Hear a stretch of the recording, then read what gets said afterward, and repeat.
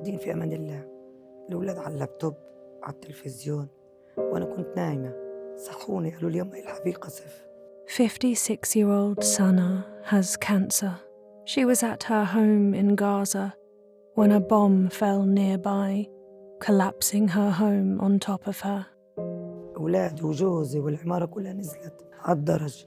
أنا ضليتني في الصالون أجيب ابني اللي ضايل، فصار كله خبط فوق بعض الخبط. ضلنا في الدار كسرين دخان، هو مش شايفني ولا أنا شايفاه، بس بنكلم بعض. لما تبع الدفاع المدني إجوا وانقذونا وطلعونا من تحت الردم. طلعونا وجابوني على المستشفى الساعة 6 الصبح، الساعة 12 للساعة 6 وإحنا تحت الردم في الصالون في داري. مخنوقة، كنت مخنوقة أنا وابني. النادي إن بدي حدا ينقذنا، النادي أنا دع ابني ينقذني، يطلع لحدا يطلع لنا. مش شايفين إشي إلا أسود، سواد ولا إشي. أنا وياه جنب بعض. الجوال اللي وراه راسي مش قادر عشان كتفي مكسور، مش قادر أطوله. هو جوال معك، وجوزي وولادي تحت. جوزي توفى، فواز أمين الكولك، 62 سنة. وحدة ماركت فتحناه في 20/2. ابني عبد الحميد كان فيه قاعد لسه ما طلعش فوق، مات على المكتب. ابني بيبيعه يعني.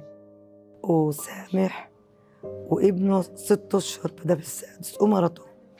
وعندي مهندس ريهام تشتغل في الاتصالات برضه ماتت. وأنا نمت وفلتهم صحوني، وهذا اللي صار كله. قالوا لي على موتهم، يعني أنا بعرفش. قالوا لي مش قادرين يقولوا لي أنا ماتوا كلهم أولادي وجوزي. حسبي الله ونعم الوكيل عليهم، أولاد الحرام، ودارنا وبيوتنا وأولادنا وجوزي وحالي ومالي وصحتي. Please continue helping us to provide essential medical care to Gaza's clinics by donating to our Gaza Emergency Appeal.